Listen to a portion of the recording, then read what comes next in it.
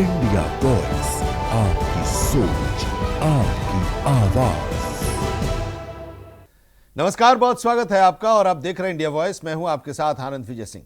प्रधानमंत्री नरेंद्र मोदी ने कहा है कि हाल के समय में दुनिया के कई देश युद्ध, अशांति और अस्थिरता से प्रभावित हैं। उन्होंने विशेष रूप से वेस्ट एशिया की वर्तमान स्थिति का हवाला दिया, जिसका असर वैश्विक ऊर्जा संकट, पेट्रोल, डीजल और गैस की बढ़ती कीमतों के रूप में दिख रहा है। ऐसे चुनौतीपूर्ण समय में भी भारत ने स्थिरता बनाए रखी। इसके पीछे देश की सफल विदेश नीति और देशवासियों की एकता को मुख्य कारण बताया गया है।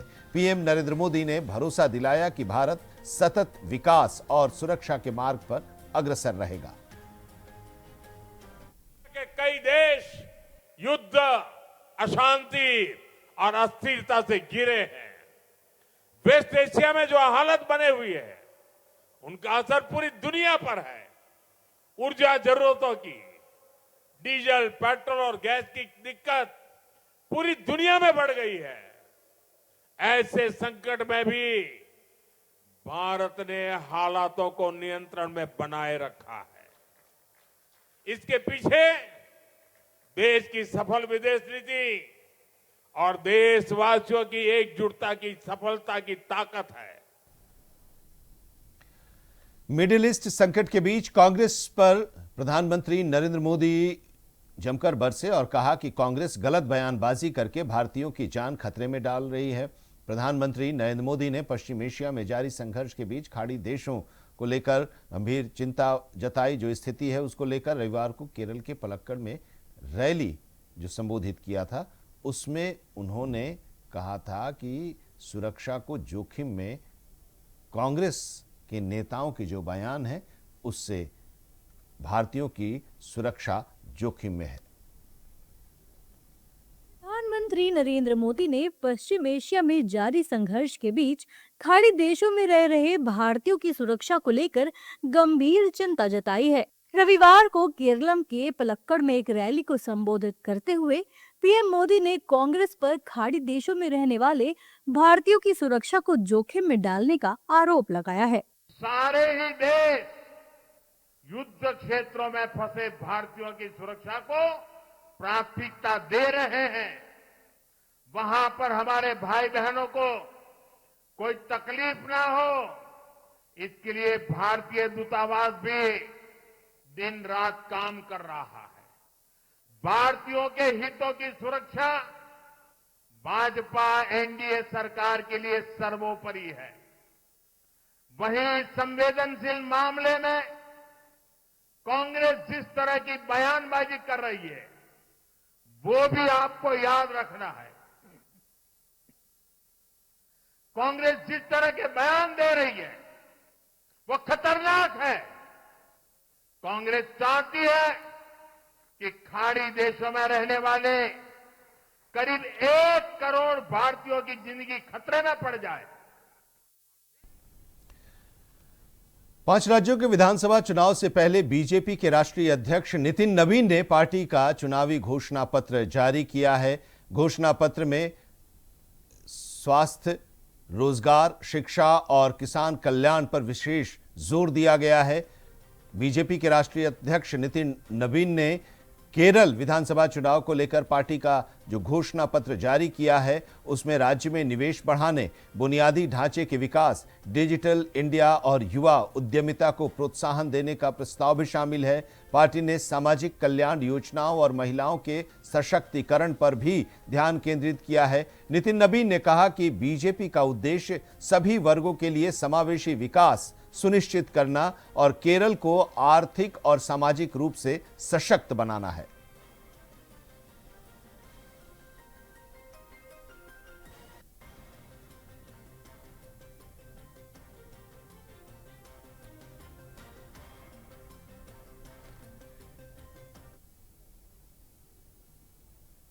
केरल के कोझिकोड में लोकसभा में नेता प्रतिपक्ष और कांग्रेस के सांसद राहुल गांधी ने रोड शो किया और इस दौरान उन्होंने बड़ी संख्या में समर्थकों से संवाद भी किया, जनता के मुद्दों पर उनसे बातचीत की। राहुल गांधी ने स्थानीय विकास, बेरोजगारी और ग्रामीण क्षेत्रों की समस्याओं पर जोर देते हुए लोगों से सरकार की नीतियों के प्रति जागरूक रहने का संदेश दिया। रोड शो में भारी भीड़ शामिल हुई और उन्होंने जनता का अभिवादन भी स्वीकार किया। इस कार्यक्रम का उद्देश्य चुनावी अभियान को गति देना और मतदाताओं के साथ प्रत्यक्ष संपर्क स्थापित करना था।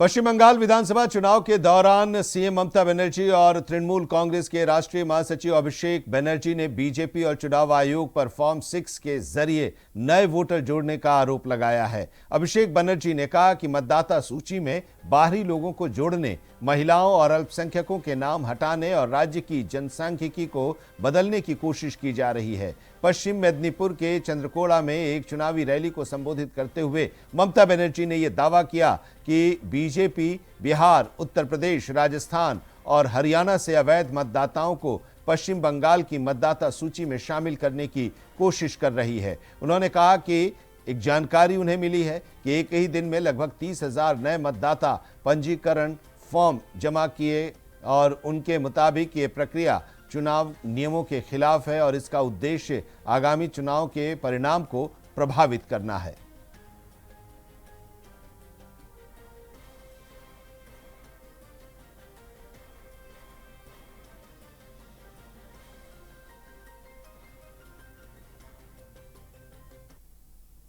महाराष्ट्र के मुख्यमंत्री देवेंद्र फडणवीस ने कहा कि पीएम मोदी और मुख्यमंत्री हिमंता बिस्वा शर्मा के नेतृत्व में असम ने अभूतपूर्व विकास किया है। उन्होंने कहा कि असम को कोई नहीं रोक सकता और राज्य लगातार आगे बढ़ेगा।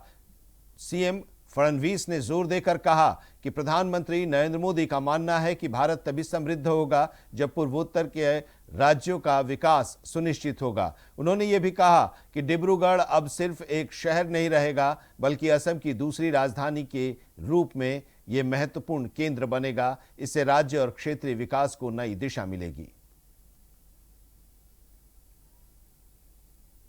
कहने के लिए आया हूं, जिस प्रकार से आदरणीय मोदी जी ने आसाम को बदला है, हेमंता ने जिस प्रकार से आसाम को बदला है, अब आसाम को कोई रोक नहीं सकता। अब आसाम आगे ही जाएगा, आगे ही जाएगा, आगे ही जाएगा। आपको याद होगा मोदी जी ने कहा था ए फॉर एप्पल नहीं, ए फॉर आसाम, और वो मोदी जी ने करके दिखाया। आज पूर्वोत्तर के 8 राज्य, इन 8 राज्यों को मोदी जी ने अष्टलक्ष्मी के रूप में देखा है। मोदी जी कहते हैं लक्ष्मी तभी घर आएगी, भारत तभी समृद्ध होगा जब पूर्वोत्तर के 8 राज्य, ये हमारी अष्टलक्ष्मी का विकास होगा, तभी भारत का विकास होगा। और इन अष्टलक्ष्मियों में भी इसका प्रवेश द्वार ये हमारा आसाम है। और इसलिए लगातार आप देखिए हमारा डिब्रूगढ़, बहुत खुशी की बात है। अब डिब्रूगढ़ से डिब्रूगढ़ नहीं होगा, आसाम की दूसरी राजधानी हमारा डिब्रूगढ़ होगा। आसाम में 2027 में विधानसभा का सत्र ये केवल गुवाहाटी में नहीं होगा, वो सत्र डिब्रूगढ़ में भी होगा। हमारा सचिवालय ये केवल उधर नहीं होगा, सचिवालय हमारे जो सारे सेक्रेटरीज हैं वो डिब्रूगढ़ में भी बैठेंगे। विधानसभा का भवन ये केवल गुवाहाटी में नहीं होगा, विधानसभा का भवन ये डिब्रूगढ़ में भी होगा। और आसाम का हाई कोर्ट भी, उसका भी हाई कोर्ट का बेंच ये डिब्रूगढ़ में बनने का निर्णय हमारी सरकार ने यहां पर लिया है। मुख्यमंत्री योगी आदित्यनाथ ने ड्राफ्ट विजन डॉक्यूमेंट 2047 को लेकर एक हाई लेवल समीक्षा बैठक की। इस बैठक में राज्य के दीर्घकालिक विकास, बुनियादी ढांचे, शिक्षा, रोजगार, स्वास्थ्य और निवेश के लक्ष्यों पर विस्तार से चर्चा की गई। मुख्यमंत्री ने अधिकारियों को यह निर्देश दिया कि दस्तावेज में जनता की आवश्यकताओं और भविष्य की चुनौतियों को ध्यान में रखते हुए ठोस रणनीति तैयार की जाए। उन्होंने कहा कि वर्ष 2047 तक उत्तर प्रदेश को देश की अग्रणी अर्थव्यवस्था बनाने के लिए योजनाबद्ध और प्रभावी क्रियान्वयन आवश्यक है। बैठक में विभिन्न विभागों के वरिष्ठ अधिकारी भी मौजूद थे।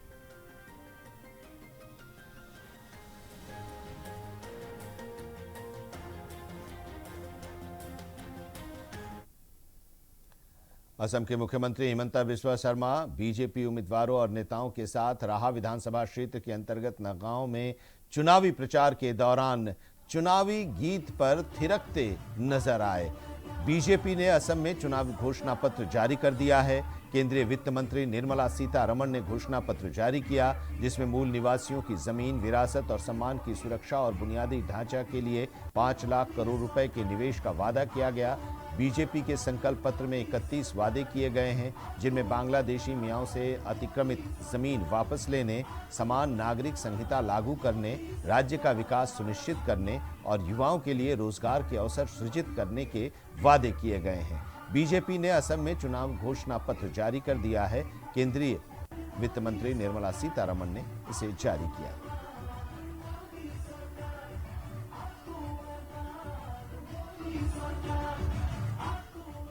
मैं बताना चाहूंगा, once we come back to power, without disturbing the rights of the tribal and other ethnic communities of Assam, we are bringing uniform civil code within a period of 3 months.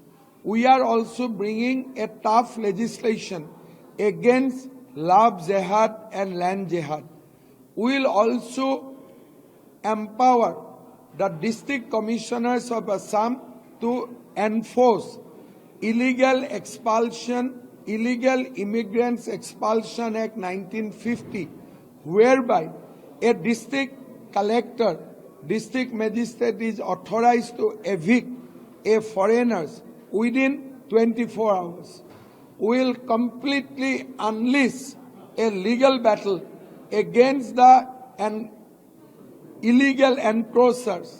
मैं बताना चाहूं, पश्चिम बंगाल में चुनावी सरगर्मी के बीच सियासी बयानबाजी तेज हो गई है। उत्तर प्रदेश के पूर्व मुख्यमंत्री अखिलेश यादव ने दावा किया है कि बंगाल में बीजेपी को करारी हार का सामना करना पड़ेगा और दीदी हैं, दीदी ही रहेंगी। अब उनके इस बयान से राजनीतिक माहौल भी गर्मा गया है। बीजेपी ने पलटवार किया और कहा कि बंगाल में ममता बनर्जी हारेंगी, यूपी में अखिलेश यादव, उनके दावे बेबुनियाद साबित होंगे। दोनों दलों के बीच अब आरोप प्रत्यारोप का दौर भी शुरू हो गया है। बंगाल में चुनावी हलचल तेज हो गई है। अब उत्तर प्रदेश के पूर्व मुख्यमंत्री अखिलेश यादव ने भी बड़ा दावा कर दिया है। अखिलेश ने बंगाल के चुनावी माहौल को लेकर बीजेपी पर तीखा हमला किया और सोशल मीडिया पर लिखा कि बंगाल में बीजेपी को करारी हार मिलेगी और दीदी हैं, दीदी ही रहेंगी। अब अखिलेश यादव के इस बयान पर राजनीति गर्मा गई है। बीजेपी कह रही है कि बंगाल में ममता हारेंगी तो यूपी में अखिलेश, सभी के दावे फेल हो जाएंगे। अखिलेश यादव का बंगाल में कुछ नहीं है। एक कार्यकर्ता तो है नहीं अखिलेश यादव का बंगाल में, और वो बंगाल चुनाव पर नसीहत दे रहे हैं। क्या पता उन्हें बंगाल के बारे में, कितनी बार वो बंगाल गए हैं। और जब बंगाल में बंगालियों के ऊपर, वहाँ की जनता के ऊपर अत्याचार हुआ तो ऐसे में अखिलेश यादव कहाँ थे, और आज वो अपनी चुनावी रोटी सेकने के लिए आज बंगाल की बात करते हैं। देखिए, कुछ भी करें, कहीं से भी एडिशनल वेंटिलेटर ले लें ममता जी, बंगाल के लोगों ने मन बना लिया है।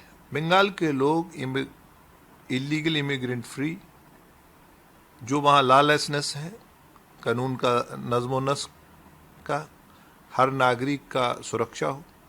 जहाँ जानी दूल्हा रानी वहाँ पर पाथर पानी। ये जहाँ जाते हैं अखिलेश जी, बिहार गए तेजस्वी को हरा के आ गए, भाजपा की सरकार बना के आए।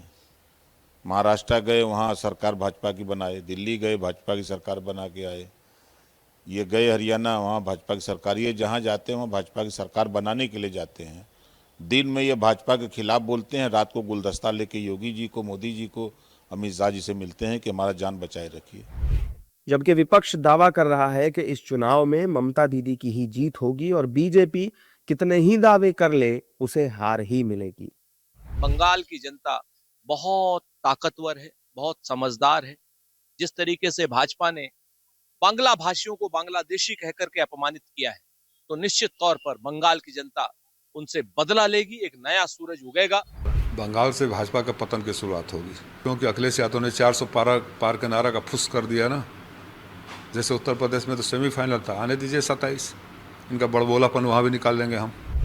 दरअसल पश्चिम बंगाल में 23 अप्रैल और 29 अप्रैल को 2 चरणों में मतदान होगा। पहले चरण में 152 विधानसभा सीटों पर वोटिंग होगी, जबकि दूसरे फेज में बाकी बची 142 सीटों पर मतदान कराया जाएगा, जबकि नतीजे 4 मई को आएंगे। 4 मई को पता चल जाएगा कि पश्चिम बंगाल की जनता ने ममता दीदी पर ही एक बार फिर मुहर लगाई है या फिर बदलाव का रुख करते हुए बीजेपी को सत्ता सौंपी है। केंद्रीय मंत्री सतीश शर्मा ने कहा कि स्टॉक अच्छी मात्रा में उपलब्ध है, लेकिन कुछ लोगों की प्रवृत्ति शरारती होती है। ये बात उन्होंने कही कि फर्टिलाइज़र को लेकर सवाल उठाए जा रहे हैं। जो मिडिल ईस्ट में स्थिति है उसको देखते हुए उन्होंने बताया कि कुछ दोषपूर्ण बीज बाजारों, राजनीति और खेलों में भी दिखाई देते हैं। मंत्री सतीश शर्मा ने चेतावनी दी कि पेट्रोल पंप, गैस एजेंसियों में का अधिकांश स्वामित्व प्रभावशाली नेताओं और नौकरशाहों के पास है। उन्होंने कहा कि विभाग उन लोगों के खिलाफ सख्त कार्रवाई करेगा जो दुरुपयोग करने की कोशिश करेंगे, और साथ ही जनता से अपील भी की कि विश्वसनीय स्रोतों से ही सामग्री खरीदें। न तो पेट्रोल, डीजल, गैस की कमी है और न ही खाद की कोई कमी होगी।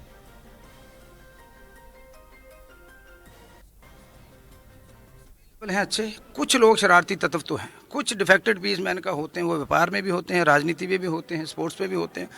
कुछ ऐसे इंस्टांसेस हुए हैं। हमारे डिपार्टमेंट ने 5-7 पेट्रोल पंप्स को हैवी फाइन किया है। अब है किसकी गैस एजेंसी और पेट्रोल पंप्स? सब इन्फ्लुएंशियल पॉलिटिशियंस, सब ब्यूरोक्रेट्स की है।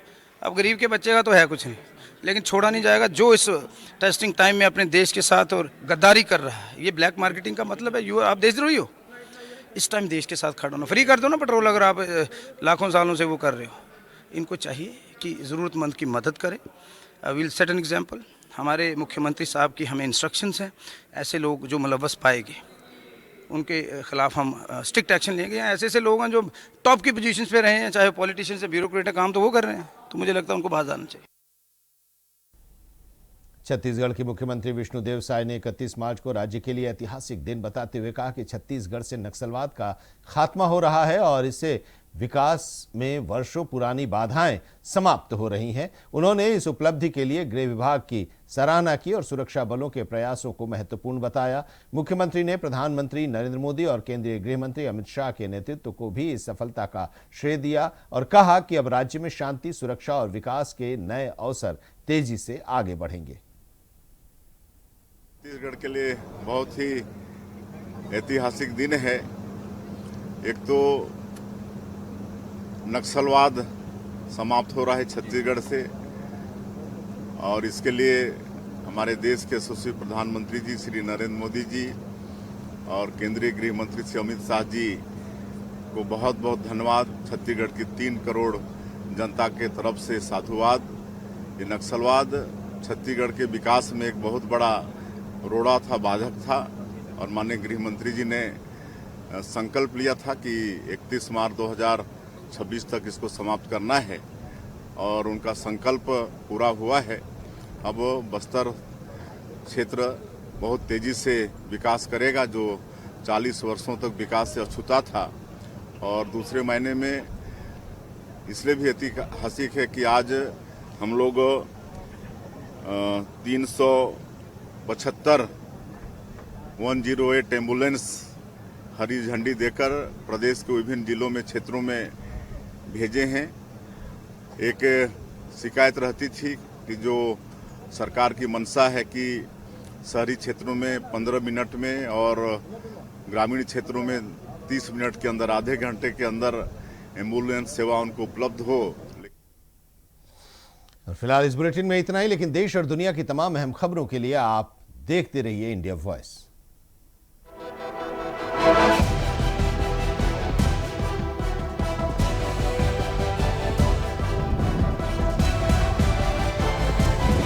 इंडिया वॉइस, आपकी सोच, आपकी आवाज।